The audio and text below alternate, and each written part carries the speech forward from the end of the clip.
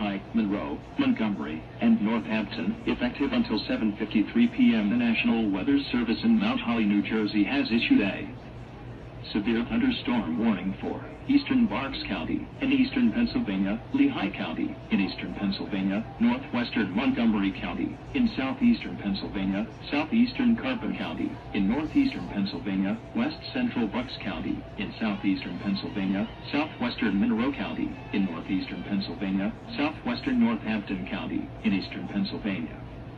Until 7:45 p.m. Eastern Daylight Time.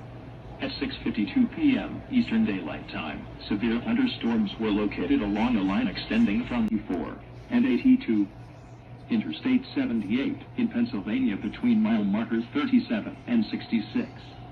Precautionary/preparedness actions. A tornado watch remains in effect until 11 p.m. Eastern Daylight Time for eastern, southeastern, and northeastern Pennsylvania. For your